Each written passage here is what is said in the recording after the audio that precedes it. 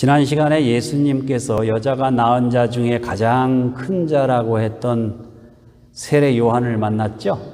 그리고 저는 세례 요한이야말로 성육신한 말씀, 로고스, 예수 그리스도를 여자가 낳은 자 중에 가장 많이 닮은 사람이다, 그런 말씀을 드렸습니다. 그런데 오늘 본문에 보니까 세례 요한에서 그친 게 아니죠. 계속 로고스의 사람들이 생겨나기 시작합니다. 우선 세례 요한의 두 제자가 있었죠. 한 사람은 안드레고 또 한 사람은 사도 요한으로 추정됩니다.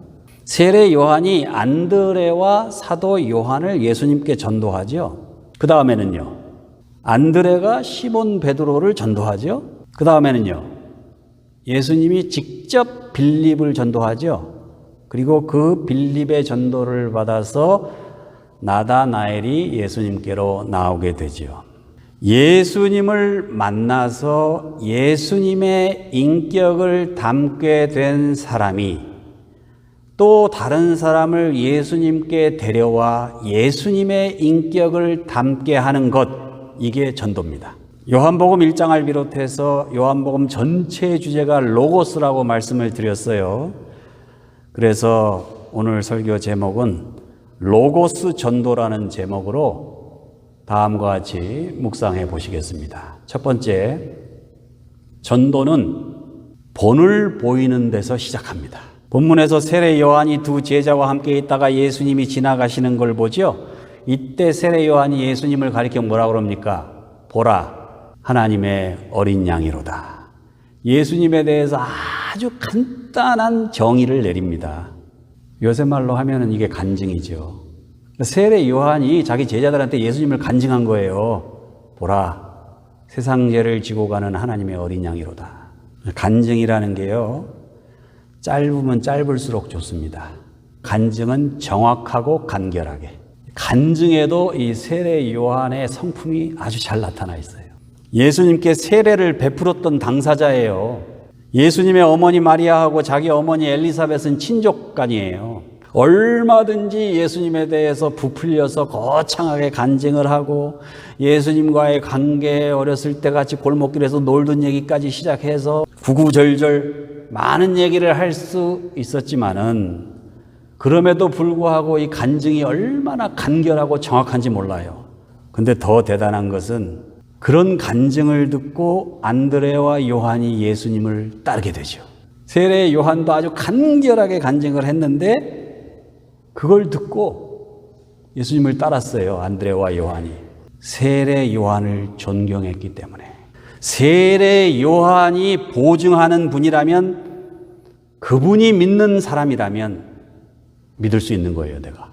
이게 전도예요. 왜냐하면 세례 요한의 삶 자체가 그들에게 본이 되었기 때문에. 그래서 전도는 말로 하는 게 아니에요. 평소에 본을 보여주는 걸로 하는 거예요. 예수님께서 3년 동안 제자들 데리고 다니셨죠? 그들에게 뭘 해주셨어요? 물론 말씀도 해주시고 기도도 해주시고 가장 중요한 거는요, 본을 보여주신 겁니다. 복음서가 뭐예요? 예수님께서 이 땅에 사시면서 우리들에게, 제자들에게 보여주신 그 본을 기록한 거예요. 새벽 미명에 한적한 곳에 가서 기도하고 가난한 사람들, 병든 사람들, 소외된 사람들, 세상에서는 정죄하고 죄인이라 그러고 그런 사람들의 얘기를 들어주시고 고쳐주시고 그들과 함께 웃고 울면서 그렇게 살아가는 본을 보여주신 거예요. 오늘 본문 39절에도 보면 저희가 가서 계신 데를 보고 그날 함께 거하니, 딴 거 한 거 없어요. 그냥 예수님과 함께 거하니. 세례 요한의 전도를 받은 안드레와 요한이 예수님을 찾아가 그와 함께 거하니. 예수님께서 그들과 함께 지나면서 그냥 말과 행동으로 자연스럽게 그냥 본을 보여주신 거예요. 예수님 입장에서는 그냥 본을 보여주신 것도 아니에요. 그냥 늘 하시던 대로 하신 거예요. 그게 본이 되었던 거죠. 전도란 이렇게 본을 보임으로 시작하는 겁니다. 예수님께서 자신을 따르려고 나아온 사람들에게 해주신 것들, 그냥 함께 먹고 마시고 세상에 얼마나 가난한 사람들이 많은지, 병든 사람들이 많은지, 차별받는 사람들이 많은지 그냥 있는 그대로 보여주시고 그들과 함께 하시는 모습을 보여주신 거예요. 그리고 그것이 하나님께서 원하시는 삶이라는 그 본을 보여주신 거예요. 절대 어렵지 않습니다. 예수님이 하신 대로 우리도 얼마든지 그렇게 할 수 있어요. 기도의 본을 보여주셨죠. 섬김의 본을 보여주셨죠. 나눔의 본을 보여주셨죠. 전도의 본을 보여주셨죠. 그 결과 진정으로 예수님을 만난 사람들은 로고스의 사람들이 돼서 하나같이 땅끝까지 이르러 복음의 증인이 될 수 있었던 것입니다. 지난주일 평양의 산정현 교회와 그 교회 장로였던 조만식 장로님하고 목사였던 주기철 목사님에 대한 말씀을 드렸어요. 잔혹했던 일본 군국주의에 굴복했던 대부분의 다른 종교와는 달리 끝까지 정한 교회가 산정현 교회예요. 그 옆에 장대현 교회도 있었죠. 그런 교회의 지도자들과 성도들이 식민지 조선의 백성들에게 큰 본이 된 거예요. 여러분, 그 당시에는요, 그 장대현 교회도 그렇고 산정현 교회도 그렇고 교회 권사 장로들이 자기 우물물을 자기 논도 있고 그렇잖아요. 근데 그 자기 우물물을 먼저 옆 이웃집 논에 먼저 대줬어요. 그러다가 우물물이 떨어지면 어떻게 해요? 그럼에도 불구하고. 그리고 좀 땅이 넓은 사람들은 소장농들한테 다른 지주하고는 달리 넉넉하게 몫을 챙겨줬어요. 그래서 기록이 남아 있습니다. 소작인들이 장로 권사 땅이라면 서로 가서 소작을 하려고 그러는 거예요. 선교사들은 양반과 백정을 차별하지 않았죠. 줄 세워가지고 온 순서대로 치료해 줬어요. 양반이 온다고 먼저 치료해 주지 않았다고요. 선교사들이.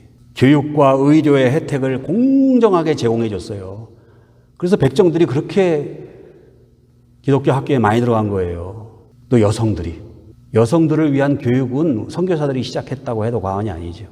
한국 교회가 빠른 시일 내에 급속히 부흥할 수 있었던 것은 그 암울했던 역사 가운데 가난한 백성들을 돌보고 그들을 위해 대신 십자가를 지고 희생할 수 있었기 때문에, 그때 갈 길을 몰라서 방황하던 백성들에게 빛과 소금의 역할을 할 수 있었기 때문에, 본을 보여줄 수 있었기 때문에 해방 후에 반세기도 안 돼서 20-30만이 1000만이 된 거예요. 대형 교회들은 그 초대교회의 본을 보여준 거에 대해서 혜택을 받았을 뿐이에요. 그죠? 그런데 지금은 1000만 성도의 교회가 20만 성도 때의 교회보다 사회의 빛과 소금을 하지 못해요. 소금의 역할을 하지 못하고 있어요. 본이 안 돼요. 이게 얼마나 안타까운 현실인지 모릅니다. 그러니까 다시 반세기 후를 내다볼 수 있는 거예요. 우리는. 전도는 말로 하는 게 아닙니다. 본을 보이는 데서부터 시작하라. 이것이 첫 번째 전도 원리입니다. 두 번째, 전도는 가까운 데서부터 하는 겁니다. 우리는 전도의 대상을 너무 멀리서 찾아요. 멀리 가야 전도하는 걸로 알아요. 우리가 물론 땅끝까지 가서 전도해야 돼요. 그러나 출발은 어디서부터 하는 거예요? 예루살렘부터 하는 겁니다. 예수님이 십자가에 달려 돌아가신 그 현장에서부터 시작하는 거예요. 지금 내가 있는 이 현장에서. 사도행전 1장 8절에 예루살렘과 유대와 사마리아와 땅끝까지 이르러 내 증인이 되리라. 예루살렘부터 시작해야 땅끝까지도 갈 수 있는 거예요. 예수님도 자라나신 갈릴리에서 전도를 시작하셨어요. 그 다음에 예루살렘으로 올라가셨어요. 그 다음에 당신이 직접 가지 못하신 로마는 대신 자기보다 헬라어를 잘하는 바울을 뽑아서 보내셨어요. 본문 40절입니다. 요한의 말을 듣고 예수를 좇는 두 사람 중에 하나는 시몬 베드로의 형제 안드레라. 그가 먼저 자기의 형제 시몬을 찾아 말하되 우리가 메시아를 만났다 하고, 세례 요한의 전도를 받은 안드레가 제일 먼저 전도한 사람이 누구예요? 자기와 가장 가까운 사람, 자기 형제, 자기가 잘 아는 시몬 베드로. 자, 이번에는 예수님께서 길 가다가 빌립을 전도하셨죠. 그가 누구한테 가서 전도해요? 자기와 가장 절친, 친한 친구 나다나엘을 찾아가서 전도하죠. 45절에 보면 모세가 율법에 기록하였고 여러 선지자가 기록한 그 일을 우리가 만났으니 요셉의 아들 나사렛 예수니라. 나다나엘은 처음에 빌립의 말을 안 믿었죠. 메시아는 나사렛이 아니라 다윗의 고향 베들레헴에서 나와야 되기 때문에. 그러나 친한 친구니까 그래? 그럼 한번 가보지. 이렇게 전도에 응했습니다. 영혼을 살리는 일에, 예수님을 만나게 하는 일에 때로는 친분관계를 좀 이용해도 됩니다. 처음에는 나를 왜 이렇게 괴롭히나 이렇게 생각할지 모르겠지만 세월이 지나서 예수님을 알게 되면 참 고마웠다는 말을 들으시게 될 거예요. 저도 처음 예수 믿고 전도를 해야 되겠는데 전도할 사람이 막상, 그래서 제 남동생부터 전도하고 그 다음에 막내 누나부터 전도하고 그 다음에 그 위에 누나들은 나이 차이가 좀 나니까 좀 주저했었죠. 친구들한테 전도하고 형제든 친구든 자기가 저한테 평생 빚을 졌다고 그렇게 얘기합니다. 지금도. 그런데 가까운 사람들에게 복음을 전하기가 어렵죠. 너무 잘 아니까. 그런데 가까운 사람에게 못하면 멀리 있는 사람은 더 못합니다. 가까운 데서부터 시작하라. 예수님의 두 번째 전도 원리입니다. 마지막으로 세 번째, 전도란 직접 예수님을 만나게 하는 겁니다. 예수님을 직접 대면케 하라. 이게 세 번째 전도 원리예요.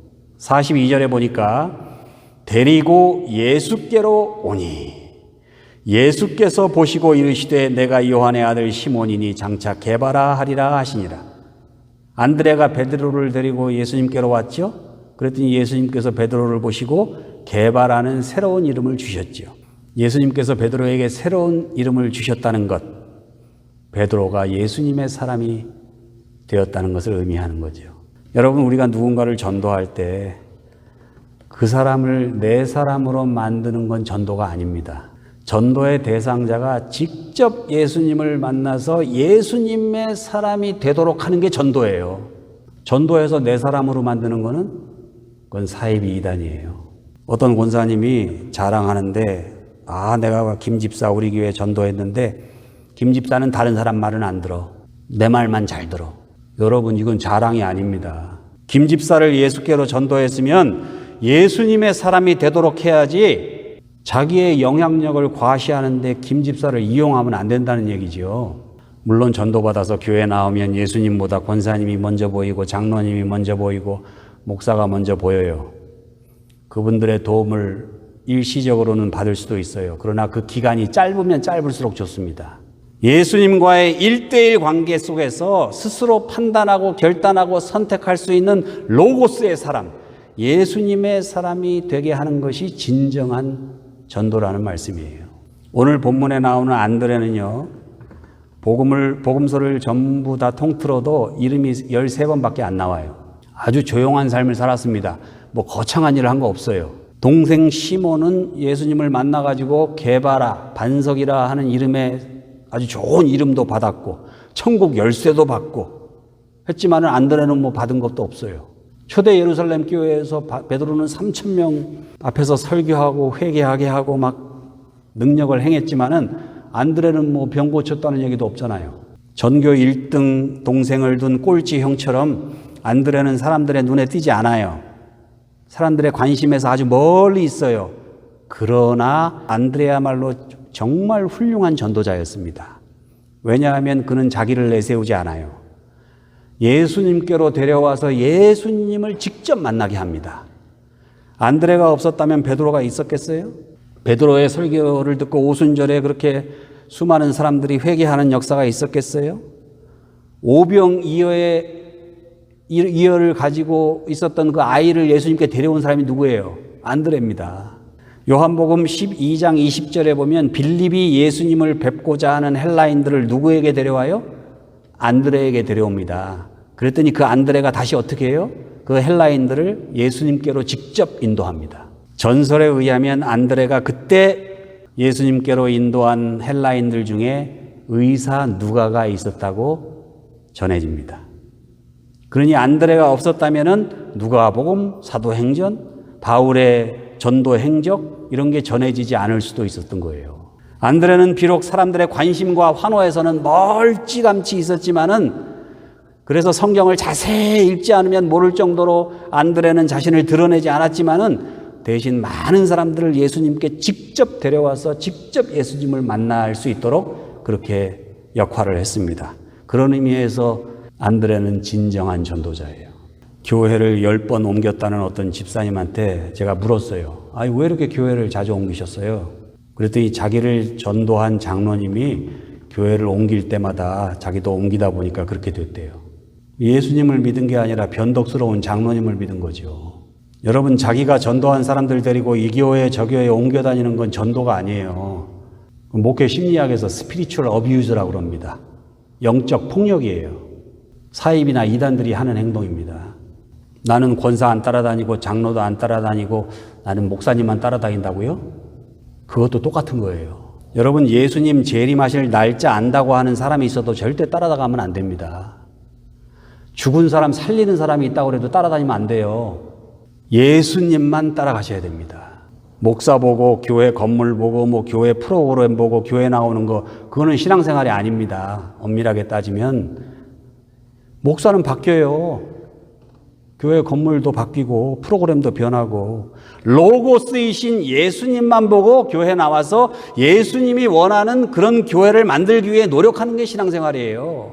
그러므로 진정한 전도자라면 전도 대상자가 다른 그 무엇도 아니고 다른 그 누구도 아닌 예수님을 직접 대면할 수 있도록 하는데 초점을 맞추어야 합니다. 본을 보이라. 가까운 데서부터 시작하라. 예수님을 직접 대면케 하라. 그리하여 우리들 모두 로고스의 사람이 되어 풍성한 전도의 열매를 거두시기를 우리 성육신한 말씀 로고스 우리 주 예수 그리스도의 이름으로 축원합니다.